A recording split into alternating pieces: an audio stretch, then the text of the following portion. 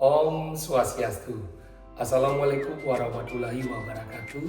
Salam sejahtera buat kita semua. Namo Buddhaya, Shalom, salam kebajikan, rahayu, rahayu, rahayu. Perkenalkan, nama saya Ikoman Didiana, SSN MSI.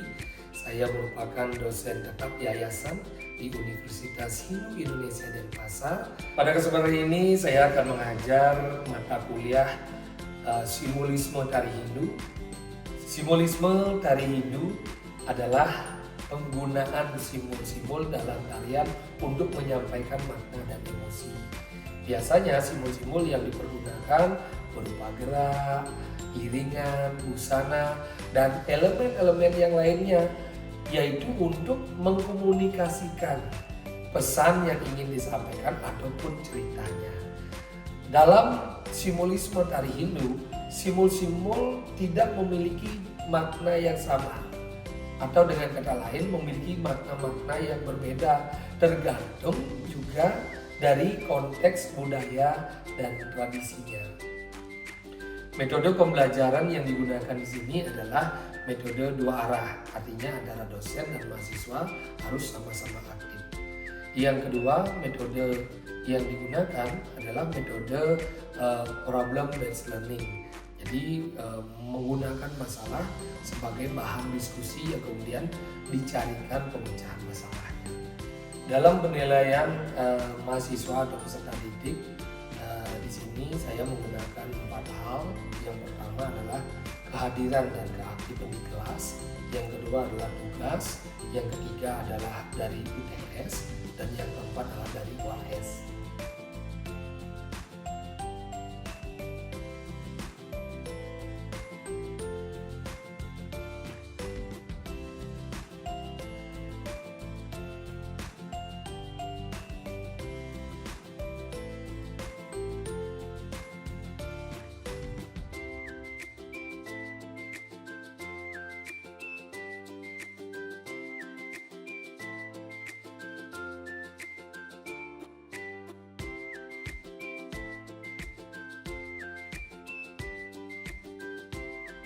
Dan bagaimana kelanjutannya?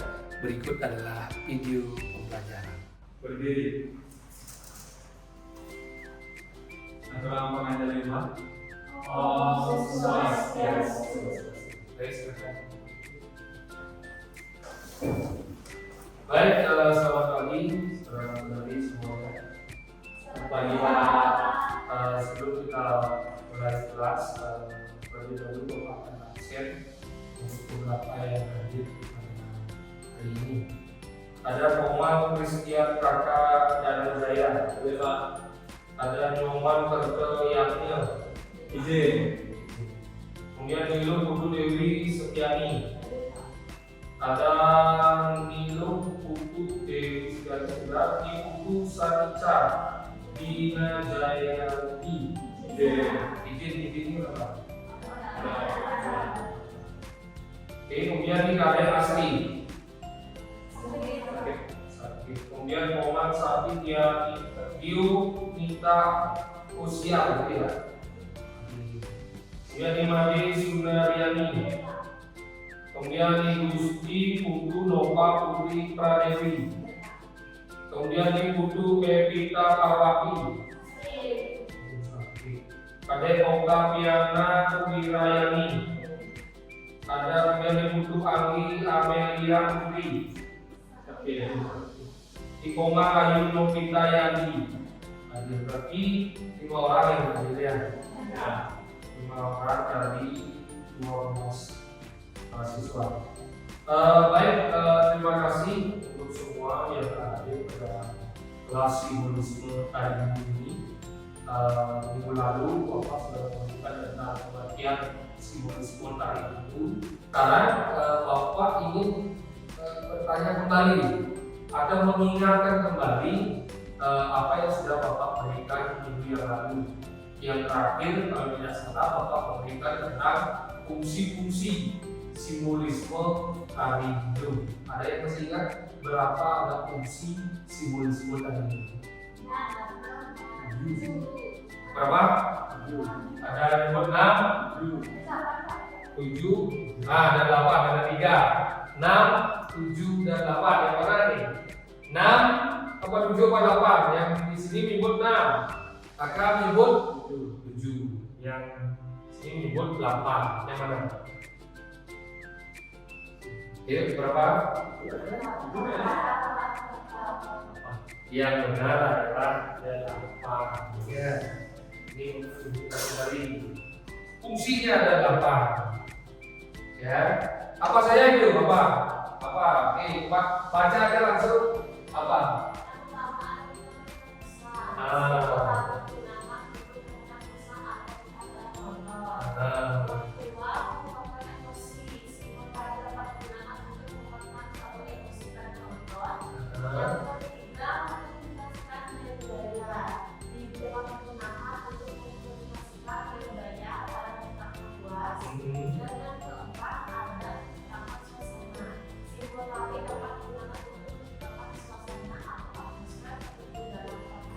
Oke, ini baru 4. Nah, yang lagi 4-nya apa? Ayo.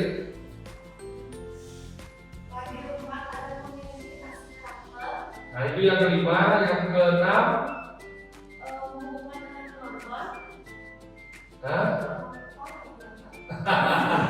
Jadi baru 2, berarti baru 6 ya. 6. Lagi 2, ayo. Lagi 2 siapa? Oke, lagi 2.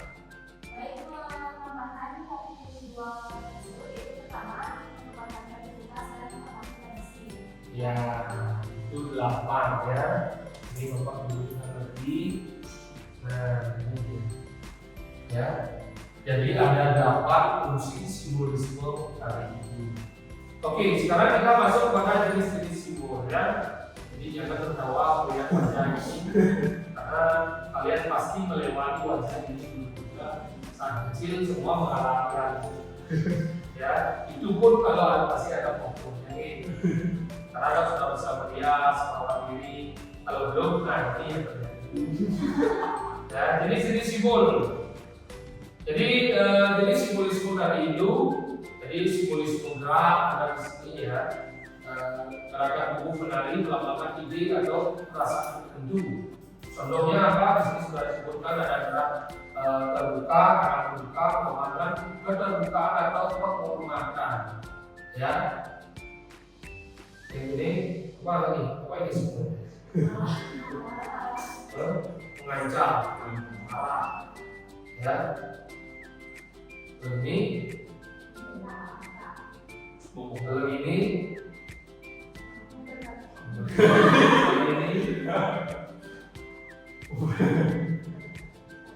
Kalau ini memberkati, kalau ini merestui. Ya, kalau merestui gimana? Kepalanya pegang.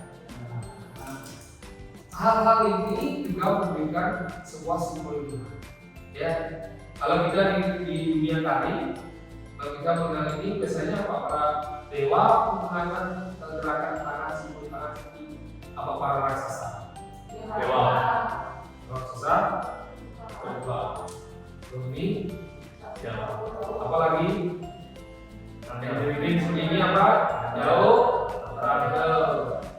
Ya, nah kan tanpa diberitahu sudah mengerti apa itu simbol-simbol yang ada di gerakan. Ya, kemudian ada gerak kepala menunduk ya. Gerak kepala menunduk melambangkan kerendahan hati. Ya. Kalau biasanya orang mau menghormati seseorang, gimana geraknya? Ini ya. Ini yang mana ya, Pak? Ya, makanya kepala ini digunakan sebagai simbol penghormatan. Kalau di Jepang pakai tangan seperti ini ya. Kalau kita ini kan seperti ini. Kalau India, seperti ya. Kalau di Jepang, ya seperti itu. Menundukkan kepala, menunjukkan kerendahan. Kemudian ada simbolisme kostum, ya.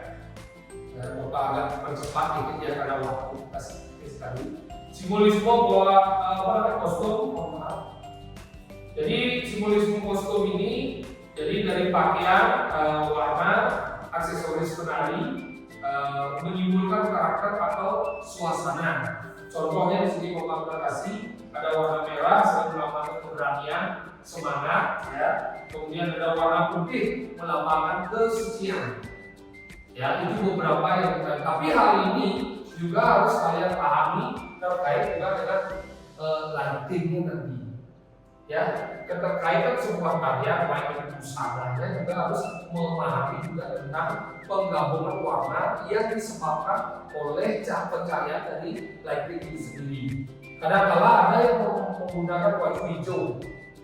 Ketika belum terkena cahaya, dia abu sekali, elegan sekali. Tapi ketika terkena cahaya, ditembak dengan warna yang lebih gelap, misalnya seperti merah, hijau juga. Nah itu hitam jadinya. Jadi tidak kelihatan tadi desain-desain dari busana tersebut. Nah ini juga harus dipahami, ya. Jadi dari busana. Kemudian putih, kalau sudah tertentu sudah memahami, sering tidak disebutkan juga tentang kesucian itu sendiri. Baik dari agama itu juga menunjukkan bahwa warna putih diidentikan dengan simbol yaitu kesucian. Ya. Nah ini dari simbol kostum. Kemudian simbol properti. Simbol properti benda yang digunakan penari memiliki makna simbolisme. Nah, ya, jadi ada kipas, beberapa karya tari tradisional melambangkan keagungan dan kemudahan. Apa aja yang menggunakan kipas? Ada lagi, joget lagi, lele lagi, bukan lele. Oh ya, sobeknya. Tamu lilin kan itu ya, sebetulnya kan oleh tamu lilin kan namanya. Oleh ya. Jadi itu menggunakan kipas. Kemudian keris dapat melambangkan keberanian dan kekuatan. Dari apa?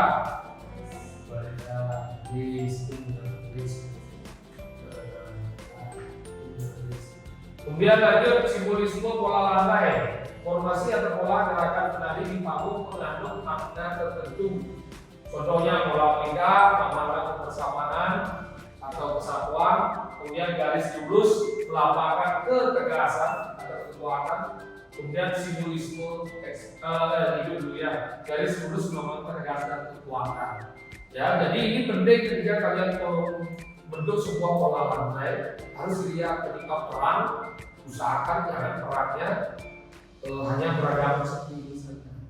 Jadi yang lebih tajam itu dia atau jangan lurus ini, ya. Ada beberapa posisi yang tidak diperbolehkan karena itu akan merugikan dari karya itu sendiri.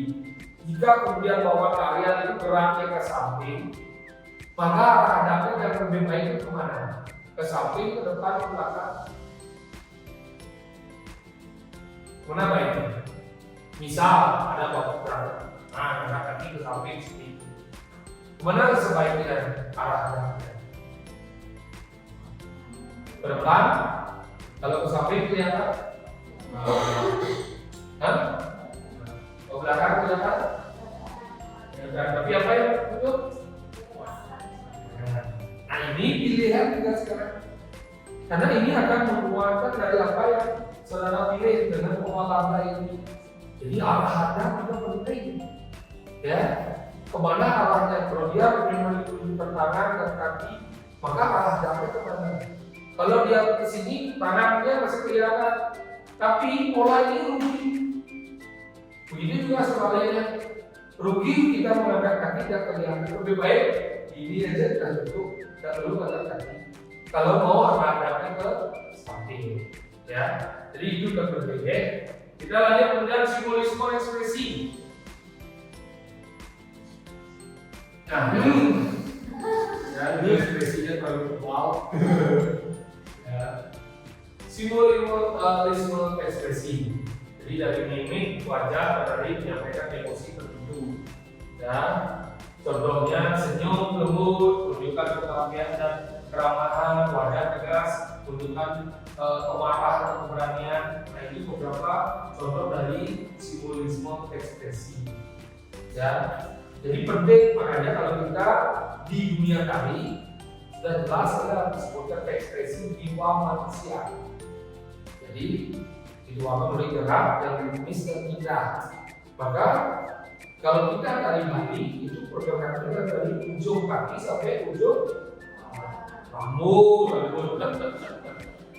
Ya, jadi ujung rambut kecuali yang tidak punya ya, jadi seperti itu. Jadi bagaimana kita menghidupkan seluruh bagian tubuh kita, ya, terutama kalau yang ini adalah dari ekspresi itu dari raut muka wajah. Bagaimana caranya kita menunjukkan sendi, bagaimana kita menunjukkan mata, bagaimana kita menunjukkan orang lambat, ya. Caranya kita tidak ya, gua lagi ini tak mau. Itu di hari apa? Ekor. Ketika Lakesari dan Prabu Lasamnya ngambil caranya jing tidak mau jing. Ekspresi itu bukan hanya sekedar coba nari tanpa ekspresi. Ya, mungkin apa? Nggak mau hidupnya. Nah, yang penting. Nah, inilah yang berbeda di tari Jawa dengan tari Bali. Kalau di tari Jawa ekspresinya ke dalam, makanya di luar tidak begitu banyak. Ya. Kemudian kalau yang di tari Bali ekspresinya keluar. Ya, itu. Ya, selanjutnya kita lanjut ke simbolisme musik. Ya, simbolisme musik pada tari adalah menggunakan unsur-unsur musik sebagai lawan untuk menyampaikan suasana, emosi atau makna tertentu dalam sebuah karya. Musik membantu memperkuat cerita dan ekspresi gerak penari. Nah, beberapa bentuk musik pada tari antara lain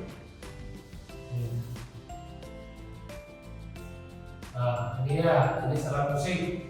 Alat musik tentu sering menjadi simbol budaya dan karakter. Ada apa? Melambangkan budaya Jawa atau Bali dan suasana sakral. Benar, ya, sering melambangkan pengatur ritme dan energi gerakan tari. Nah, itu alat musik. Kemudian melodinya, melodi yang dimainkan dapat menggambarkan perasaan dan cerita dalam tari. Apa saja melodinya? Ada melodi sedih, ada melodi ceria, ya, melodi sedih melambangkan kesedihan dan kerinduan, melodi ceria melambangkan kegembiraan. Jadi kalau dari alat musik, salah satu contoh benar dari adalah pentingnya bagaimana coba penari baris tidak disinggah.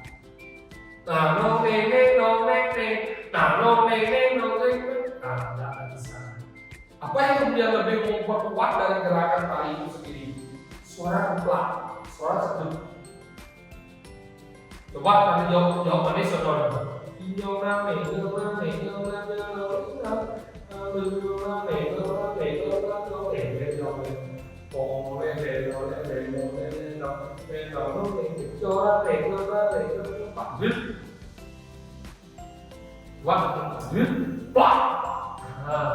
Lebih berpower daripada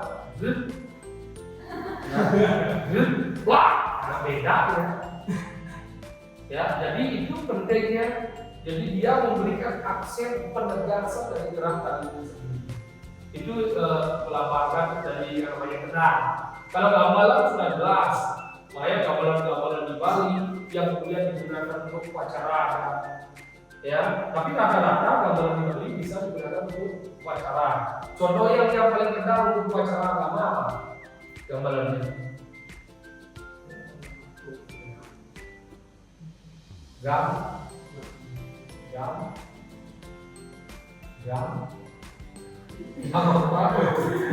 Gambar, ada saron, ada selonding, umum itu upacara khusus dia upacara. Makanya upacara biasanya tari-tari besar itu menggunakan ini. Tapi kalau pada umumnya itu gombian, semar penggulingan, semaran dadel, angklung, apa lagi ada?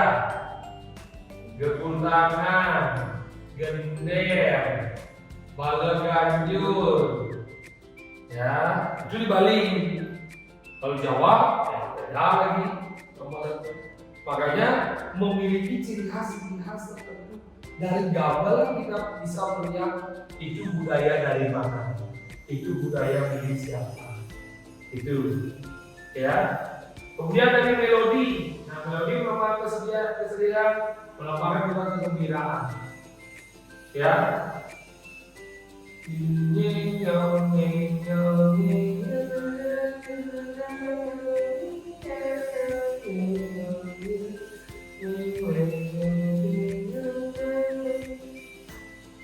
Cocok dah geraknya. Cocok itu geraknya. Kira-kira cocok dah. Kenapa tidak? Pembawaan atau Suasana yang diberikan oleh melodi tersebut ya untuk sedih atau untuk sesuatu yang kategori tidak menyenangkan. Ya, maka itu yang terjadi. Makanya penting kita memahami ya gerakannya seperti apa. Sama hal yang kayak di Ramayana,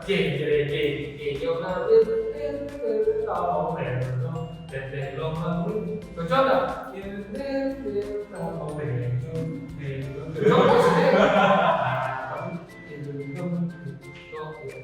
Nah itu pemahaman dari seorang pengarang. Dia mengerti tentang suasana, melodi apa yang harus diberikan untuk karakter si A, karakter si B, suasana yang harus dibangun seperti apa. Dia harus memahami. Ya, dan berikutnya ada yang namanya simbolisme ruang. Ya, simbolisme ruang ini mencakup tentang arah gerak, ya, kemudian tinggi rendah gerakan, ya. Jadi di sini ada level yang diperhatikan arah gerak yang seperti Bapak katakan tadi, ya, gerak ke atas, selama penerapan doa, kebebasan, seperti halnya ini, ya, itu pelambatan. Kemudian gerak ke bawah, selama penerapan hati atau kesedihan. Pernah kamu lihat orang sedih? Ya, pasti ke bawah. Ya, atau terendah hati, menunduk. Itu ada raja di depannya, menunduk. Ya, itu gerak ke depan, melambangkan kemajuan dan keberanian, ya, arah ke depan. Ya, ini menunjukkan keberanian dan kemajuan. Dia gerak ke belakang melawan keraguan atau menarik diri, ya. Ya, itu. Kemudian level juga berpengaruh. Ya, tinggi rendah. Ya, biasanya kalau di senior tadi ada raja keluar, prajuritnya dan dayanya berdiri apa? Nah, ini menunjukkan level karakter sedang dididik lewat level, ya. Bisa yang berdiri ini gerakan tinggi, siapa yang tinggi, cukup tinggi, kuasa, kebebasan, kepemimpinan, yang rendah, yang kelemahan, kerendahan hati dan kesedihan. Nah, kira-kira seperti itu dulu. Ada pertanyaan? Ada pertanyaan? Kira-kira mana yang belum dibahas tentang jenis-jenis simbolisme tadi? Tadi kita sudah membahas tentang fungsi-fungsi, contoh-contohnya, dan kalian sudah menjawab dengan sangat baik. Kemudian sekarang kita jenis-jenis simbolisme tadi. Ada yang pertanyaan? Sebelum Bapak tutup kelas ini, ada? Jelas? Jelas ya? Baik, kalau tidak ada pertanyaan yang jelas dalam simbolisme tadi itu, fungsi-fungsi dan juga jenis-jenis itu sangat penting dipahami. Terutama yang sekarang ini tentang jenis-jenisnya. Jadi setiap jenis-jenis ini dia memiliki sudut pandang tertentu untuk mengetahui apa sih simbol yang ada pada simbol tadi itu. ya, memahami tentang simbolisme dalam sebuah tari dari yang namanya gerakan ataupun tarian ataupun simbol dari busana ataupun ekspresi ataupun juga yang lainnya, sehingga kita akan mengetahui dengan adanya dari sebuah pertunjukan itu sendiri, kita akan mengetahui apa yang ada atau apa yang ingin disampaikan dari sebuah tarian itu sendiri. Ya, jadi kita akan mengetahui itu jika kemudian kita memahami tentang jenis-jenisnya tentang fungsi-fungsi. Ya, ini sangat penting semua ya. Jadi jangan sampai kalian melewati apa yang menjadi hal penting ketika nanti kalian akan belajar menganalisa sebuah tarian. Ya, di sini kan kalian akan belajar tentang memahami terlebih dahulu. Setelah memahami, kalian akan belajar tentang menganalisa. Jadi sampai ke sana bisa dipahami? Ya, baik. Kalau tidak ada pertanyaan lagi, kita akan ketemu minggu depan di jam yang sama. Ya, bagi teman-teman yang tidak hadir hari ini, mohon disampaikan untuk materinya sehingga untuk minggu depan kita bapak ini bertanya lagi dan mengulangi dan mengingat materi yang hari ini, mereka juga bisa aktif. Karena untuk kelas ini bapak memberikan penilaian baik itu dari kehadiran, dari keaktifan di kelas, dari tugas, dari UTS dan juga UAS. Nah, ini menjadi satu kesatuan yang kemudian mempengaruhi nilai yang akan kalian dapatkan. Ya, baik, terima kasih. Kalau tidak ada pertanyaan, silakan.